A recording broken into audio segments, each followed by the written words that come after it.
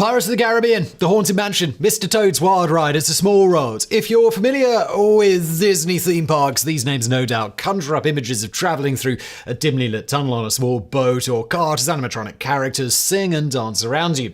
Some of these songs might even be stuck in your head right now, in which case, you're very, very welcome. Dark rides, also known as ghost trains, have been part of the Disney theme parks brand since Disneyland first opened in 1955, becoming ever more elaborate and technologically advanced over the years. Yet, no matter how sophisticated these attractions got, few can rival the sheer audacity and spectacle of a dark ride that thrilled and inspired viewers all the way back in 1939. Known as the Futurama, this wonder of engineering and showmanship used the very latest in 1930s technology to present fairgoers with a spectacle modern dark rides could only dream of.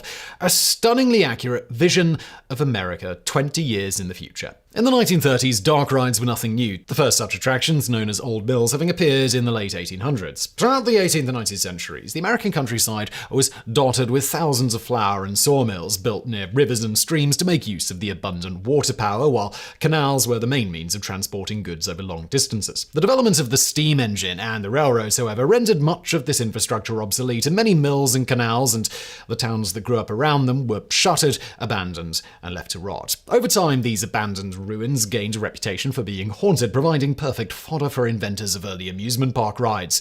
The very first dark ride, dubbed the Old Mill, was built in 1895 by entrepreneur Paul Boyton at Coney Island's Sea Lion Park. Small boats carried guests two at a time down a narrow canal, which twisted its way through a labyrinth of artificial caverns decorated with fairies, gnomes, and other fantasy creatures. Later versions leaned more on the haunted reputation of Old Mills by incorporating spooky supernatural elements or injected brief thrills by having the boat plummet down a chute at the end. Though tame by today's standards, Old Mill rides and their descendants, like the ubiquitous Tunnel of Love, proved extremely popular, though less for their actual content than the opportunity they provided to flout social taboos. In an era when any public display of affection, even holding hands between unmarried people, was frowned upon, Old Mill rides provided a socially acceptable excuse for couples to hold each other close in a dark and private space. So yes, we owe the modern theme park industry to a bunch of horny teenagers and young adults. What a surprise.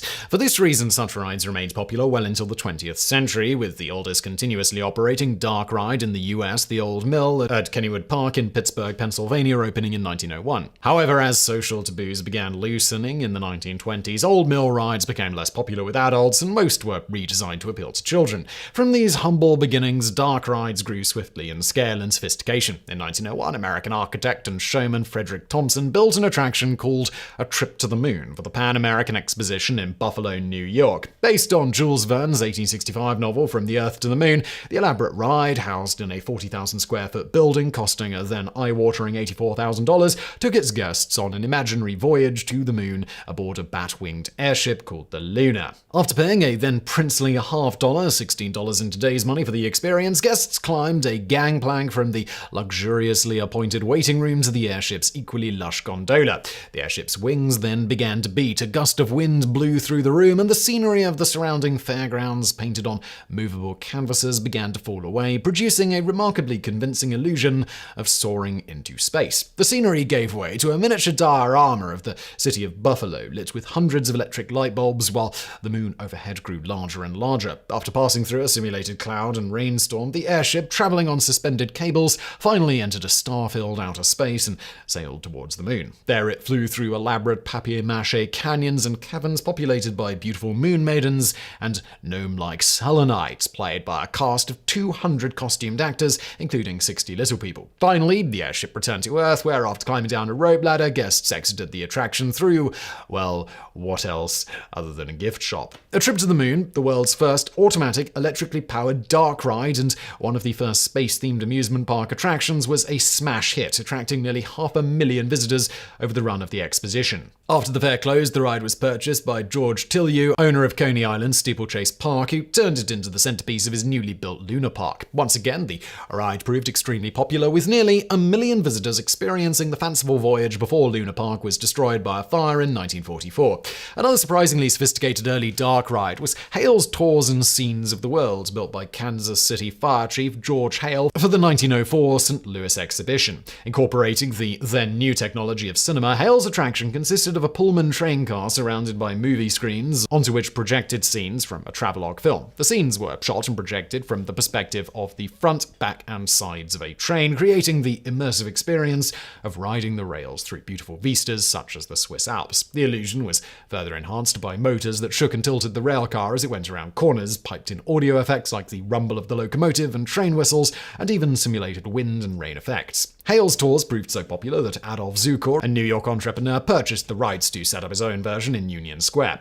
While the novelty of the ride eventually wore off, the success of the attraction convinced Zukor of the commercial viability of cinema, prompting him to open one of New York's first movie theaters. Zukor later became one of the three founders of Paramount Pictures and produced one of the first American feature-length films, 1913's The Prisoner of Zenda. Thus, Hale's innovation not only laid the groundwork for modern multimedia dark rides, but also indirectly gave us the movie industry we know and love today. Less elaborate, but equally influential, was the amusement railway patented in 1928 by American showmen and inventors Marvin Rempfer and Leon Cassidy. The pair originally wanted to build a traditional old mill ride, but finding the cost prohibitive, instead conceived a new track-based system using an old Dodge car to build their first prototype. While rail-based dark rides had existed before, Rempfer and Cassidy's system was the first to use a single rail and to make the entire ride electrically powered and fully automated. The system's three-wheeled carriages were guided and driven by the single swiveling front wheel, which rode on an electrified rail and provided power to the carriage's motor. This arrangement permitted the carriage to easily negotiate tight turns and added to the thrill of the rides by allowing the rear wheels to swerve and skid unpredictably. In 1929, Rempfer and Cassidy built their first horror-themed amusement railway ride at Tumbling Down Park in Bridgeton, New Jersey, featuring a looping track that meandered its way past a variety of jump scares like snapping papier-mâché alligators, dancing skeletons, or vampires rising from coffins, each automatically triggered by switches on the track as the carriage rolled past. The circuitous track layouts led to the rides being nicknamed Pretzels, and Rempfer and Cassidy soon renamed their company the Pretzel Amusement Ride Company. Over the following 2 decades, the Pretzel Company built thousands of track-based dark rides across North America, as well as the UK, France, South Africa, and Australia. In addition to permanent installations for amusement parks, the company also produced portable pretzel rides for county fairs that could be quickly dismantled and transported place to place with a convoy of flatbed trucks. So robust and reliable were these rides that an example built at Blackpool Amusement Beach in England in 1929 is still operating to this day, the oldest ride of its kind in the world. Thus, by the late 1920s, most of the technologies underpinning modern dark rides had already been developed, but it would not be until the following decade that dark rides would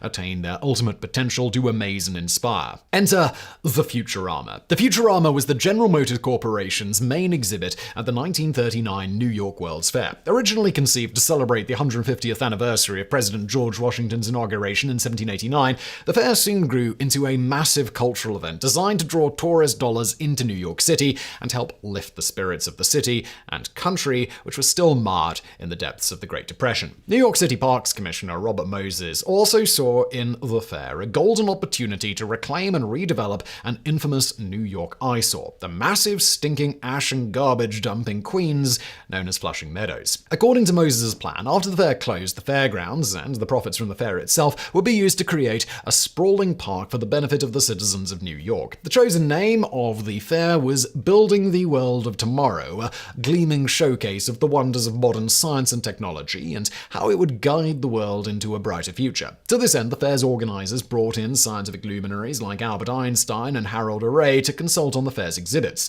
But it was not to be. Though fair president Grover Whalen managed to convince a number of countries, including the UK, Italy, and the Soviet Union, to build pavilions at the fair, many nations could not afford the extravagant cost, meaning that the majority of the fair's exhibits were provided by the only entities that could, major American corporations. Thus, much to the irritation of scientists and other idealistic commentators, the fair ultimately evolved into a glorified trade show with corporations like Ford, General Motors, Westinghouse, RCA, General Electric, and others using elaborate, high-tech gadgetry and showmanship to show off their latest consumer products. Yet despite their decidedly commercial nature, these exhibits nonetheless proved every bit as awe-inspiring as the fair's organizers had hoped. RCA, for instance, showcased the very first practical consumer televisions, and Bell Labs a digital voice synthesizer called the Voda, while the Westinghouse Pavilion featured a machine that generated giant lightning bolts, a primitive computer game called the Nimitron, a humanoid robot named Electro who walked, spoke, and responded to voice commands, and even smoked cigarettes, and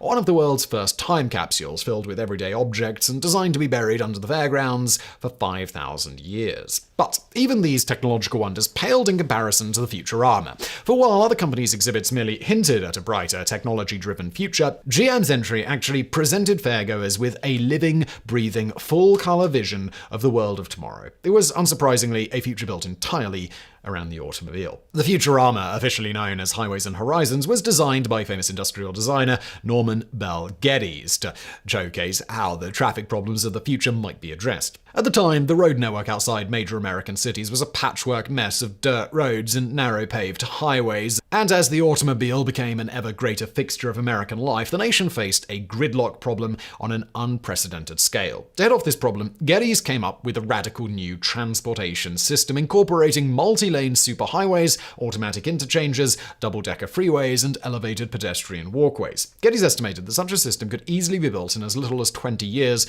and designed the Futurama to give fairgoers a bird's-eye view of America in the not-too-distant year of 1960. Housed in a striking, gleaming white 3,200 square meter building, every detail of Geddes' attraction was meticulously designed to inspire awe and complete immersion. Visitors entered the Futurama through a tall, narrow cleft in the building's stark white facade, flanked by the giant letters GM. Down a long staircase, they descended into a dimly lit 60-foot-tall chamber where a 60 by 100-foot map of the United States floated into view.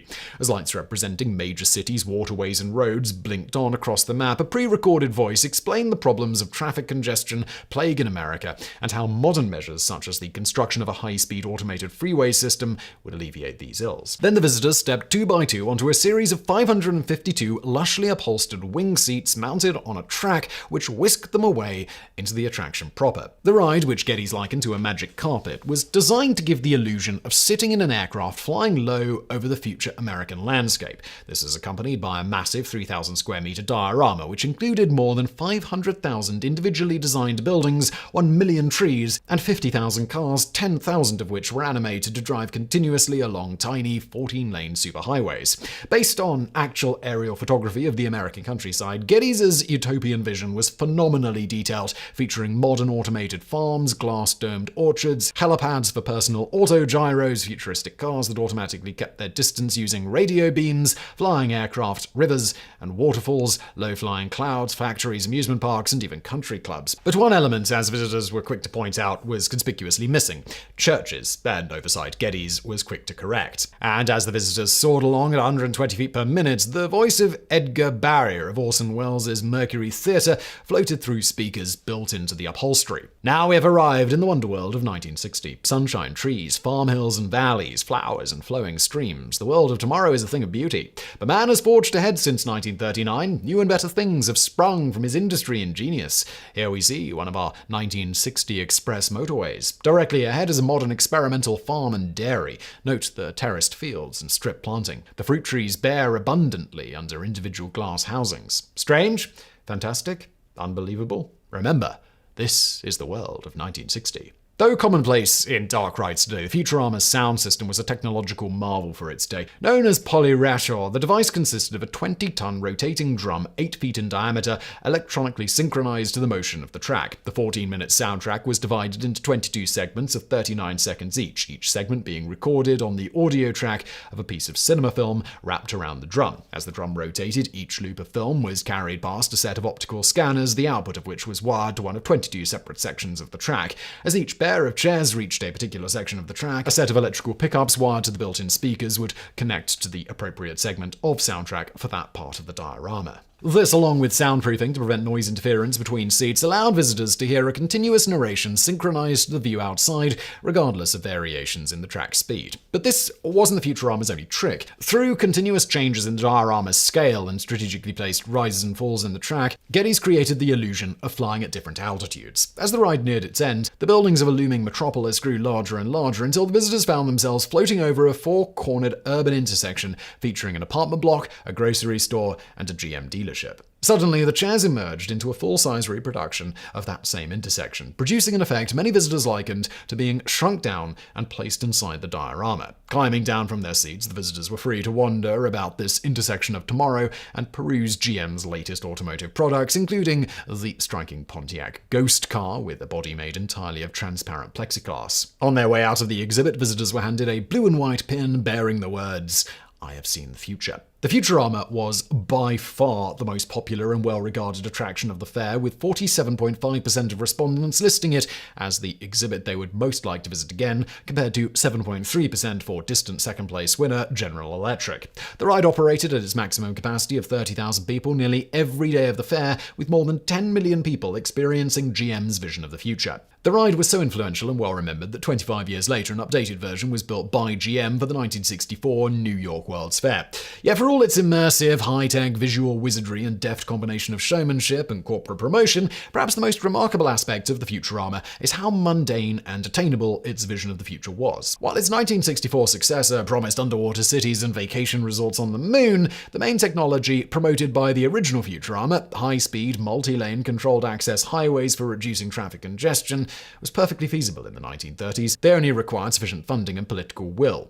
Indeed, in 1944, Geddes was invited by President Franklin D. Roosevelt to consult on the Federal Aid Highway Act, which laid the groundwork for the later interstate highway system, a project which ultimately realized Geddes' vision. Unusually for a futurist, Geddes actually underestimated the post-war growth in automobile usage in America. While he predicted that in 20 years Americans would own 38 million cars, in actuality, by 1960, there were more than 74 million cars on the road. The Futurama was the ultimate synthesis of more than 50 years of dark ride development, leveraging the very latest in technology and a phenomenal amount of creativity, talent, and showmanship to create a fully immersive, surprisingly accurate glimpse into the future, one that stuck with those who experienced it for the rest of their lives. So the next time you're riding It's a Small World for the third time in a row, take a moment to consider what modern theme park ride can claim the same.